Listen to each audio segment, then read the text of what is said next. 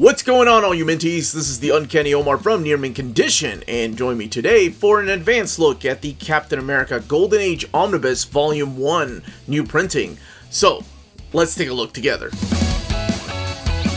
And welcome back, everybody. Before getting started, a huge thank you to David Gabriel and the folks at Marvel for sending us an advanced copy of this omnibus. This omnibus is due out in the direct market on March 3rd, and then a couple of weeks later in the book market. So here we have the new printing of Captain America, The Golden Age Omnibus Volume 1. And as a matter of fact, this is the standard edition cover. And on the left, that is your direct market cover. So the direct market cover only available at places like cheapgraphicnovels.com, instocktrades.com, Tales of Wonder, or your local comic book shop. But let's go ahead and start talking about this omnibus. Let's look at the spine. I'm not sure if you could tell, but it does have a golden tint to the font, even the volume 1 down there. And then the back of the book showcasing the covers that are collected in here, as well as the new ISBN, and then a blurb up here about this particular run. Let's look at it under the dust jacket. You have Golden Age Captain America Omnibus. The spine is identical to the spine on the dust jacket. And then you have the Timely Comics logo up here. And speaking of Timely's greatest, or comics rather, I'm sure I'm going to be getting the question as to what the differences are between these two books. In 2019, Marvel released this omnibus right here, Timely's Greatest, The Golden Age Simon and Kirby, featuring Captain America, the Vision, and the Fiery Mask. Now, there are some differences because this in here is just primarily Joe Simon and Jack Kirby, whereas this collects everything included in Captain America in chronological order. So let's take a look in here. Let's open this up, and we have some golden bookend pages. Captain America Golden Age Volume 1, collecting Captain America comics numbers 1 through 12. Joe Simon, Jack Kirby, Stan Lee, Al Evanson. And then here is your table of contents. So the table of contents has your introductions. Actually, I think there's like 3 or 4 introductions. You have one by Roy Thomas, and then of course the chapter breaks in between each of the issues. Now, sometimes they couldn't give credit to some of the letterers or some of the writers or even some of the artists. So they try to do their best research. And that happens when we're talking about Golden Age books, because even back then, they didn't really give credit to anybody besides mainly the writers, and sometimes even the artists or writers didn't get anything. So sometimes it's the script by unknown, sometimes the art is by unknown. So that's one thing to keep in mind. The other thing to keep in mind, love reading these Roy Thomas introductions. Any introduction is great, but I look forward to Roy Thomas the most. The other thing I was going to say to keep in mind is there is a note here where they tell you ahead of time that these comics are presented as originally created. They contain outdated depictions. So, what does that mean? That the art has not been touched up, neither has the story. So, there might be some cultural differences, the ethnicities are drawn in different ways. So, that's one thing to keep in mind, because some people aren't fans of that, but others are just fans of historical value in these stories and artwork and don't want anything missing. So they're not omitting anything. Everything is collected in here. Here's the wonderful introduction by Roy Thomas, who talks about literally the first cover here of Captain America #1, punching Hitler, about a year before we even went to war over there in Germany. So that is really cool how far in advance this all took place. So it is important to note that during this time, Europe and Asia are at war, and the United States had not entered that war yet. But we had already picked out our Sentinel of Liberty with this young and physically weak Steve Rogers, who undergoes an experiment and transforms him from this puny little skinny guy into this peak of physical perfection known as Captain America. Together with Bucky, they go and beat up bad guys. And this is a time when bad guys were literally the bad guys. I mean, it wasn't like, you know, it seems like that term, simpler times. I don't want to use that term because, it really wasn't at simpler times. We were at war. But what I wanted to say was that it was easy to tell who the bad guys were. So, I mean, literally they're fighting Nazis. They're fighting evil doers that are just horrible people and treating others wrong, to put it so lightly. But that's what Captain America was, what he stood for. So we are also introduced to Bucky, and as you can tell, Captain America's costume looks a little bit different back then. This is all Jack Kirby, by the way. Or, I'm sorry, the first full issue is all of Jack Kirby. That's why his artwork looks a little bit rushed. Probably doesn't look familiar or what we're used to. Then again, you know, this is in 1941, so it's a lot different than his art when he came back in the Silver Age. But we see Bucky. We're introduced to Bucky Barnes, his sidekick. But not all the stories are Captain America told through here. This is also the difference between this book and the Timely Comics.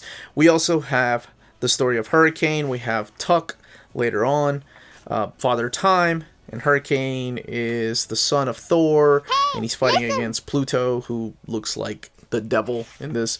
But these are stories that were not collected in the Timely's Greatest, because they're not done by Jack Kirby. There's Tuck the Cave Boy, who is very much like Tarzan, or eventually Kazar. But there are about 60-something pages, about 64 pages in each of these issues, so they're really long. So this collects the first 12 issues of Captain America, the Golden Age. So the book itself has 856 pages, retails for $125. Now, one of the biggest questions I get is this ever going to be collected in epic format? And as of this video, I want to say no, I don't think so. They haven't collected really anything from the Golden Age in epic format.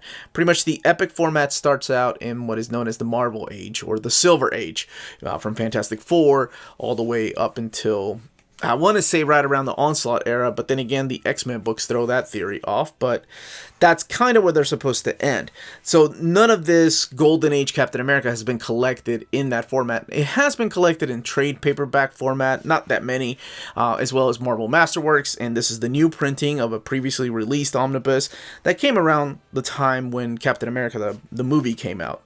So here you'll see some familiar faces like the Red Skull will also show up in these old Golden Age stories. And by now, Captain America has his round shield instead of his original shield that he had towards the beginning of the book.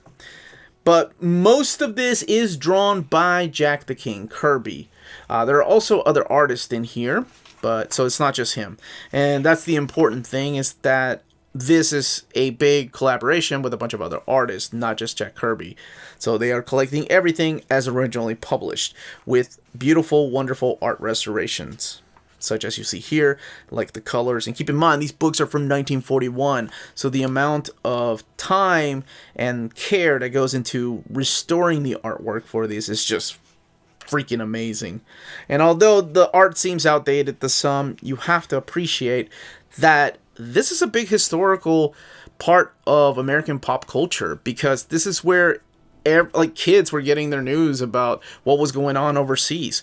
They were buying comic books. So a lot of the times these issues, I can't remember, there was a forward here in one of these that talks about these issues were originally given to kids in school so they can keep up with what's going on with the Axis and Allies, when eventually we did go over to Germany. So here's another introduction. And these introductions originally were published in the Marvel Masterworks line. So we are in issue 5. And again, the issues are giant size, so about 64 pages each. And then showcasing some more of this artwork. And we'll look at the back here in a second to talk about the extras that they include. Here's a Father Time storyline. That dude's costume, don't know if it's outdated, but it's ridiculous. Might have been even ridiculous for the time. Did you know Stan Lee wrote a couple of things in here too, so that is another important thing to note. This is Al Avison, I think was his name. But let's look in the back here for the extras. So this is towards the end of the Captain America issue number 12. Some of the ads, the bulletin board by Joe Simon. That's really cool. First patriotic hero, My Father, My Hero. So this is Melissa Groban, talks about her memories of Joe Simon, the co-creator of Captain America, along with Jack Kirby. She shares personal pictures of Joe Simon and his lady, his wife. And here's a bunch of house ads back here in the back. All these, of course, with the color restored and art restored for your viewing pleasure. And I mean, this isn't the only reprint. We're also getting a reprint of the Ed Brubaker run, and we're getting, these are previous trade paperbacks, the Captain America Classic years. Always love that cover here. This is the Captain America Sam Wilson #7 issue variant. And then, of course, the variant here by Lee Weeks. We'll look at the binding. But we're also getting a second volume of the Golden Age for the first time. So Golden Age Volume 2 comes out later this year. As far as the binding, it is sewn binding, and here's the eye. This one's printed at the R. Donnelly printer. So it does lay down rather well. Let's see, let's look towards the beginning, because we don't really have any spread pages here. So here we are towards the very, very beginning of the book, looking at the first couple of pages. This front board isn't laying flat. It's coming up just a little bit. Let's see if the back does the same thing. I wanted to come back here again because I love this picture so much. But the back seems to be doing the same thing. Actually, it's a little bit worse than the front. Not that that keeps you from reading the book or anything, but I know some people like for me to point that out. Let's see. It doesn't take away anything at all. There's no gutter loss at all because, like I said, art was done differently back then. There are no spread pages. It's hardly any splash pages with the exception of some of the house ads and maybe the covers and the first or second page are usually splash pages, but not a lot of those in this omnibus. But that, as they say, is that. And when this book comes out, don't forget to check out our sponsor, CheapGraphicNovels.com, your online source for collected editions up to 50% off retail price. Cheap Graphic Novels prides itself on excellent packaging, so your stuff gets to you in excellent condition, and they have amazing customer service. Check out their bargain deals for up to 90% off cover price. And for all you Minties that are watching, if you're a first-time customer, don't forget to mention that Near Mint Condition sent you their way for a promotional credit on free shipping on your next order. Now, this is only for U.S. customers. CheapGraphicNovels.com, your source for the hottest books with deep discounts, customer service, and excellent shipping that will keep you coming back for more. And that was the content, the build, and the page count of this omnibus. Let me know in the comments down below if you're picking this up, if you're gonna stick with your Timely's Greatest Simon and Kirby omnibus, or if you want to get this and get the second volume as it comes out later this year. If you've never read any of these stories, or if you read them before, if you have the Masterworks, or if you have the original printing, let me know in those comments down below. Please don't forget to hit that like button, ring that bell for notifications to let you know when our videos are going live. We can be found on Redbubble and on Patreon, amazing ways to support the channel. And we do have different tiers on our Patreon, so just check them out. There's a link in the description of the video that takes you directly to our Patreon that explains all the different tiers that we have available. And more importantly, please, everybody, stay healthy, stay safe, and much love to all of you.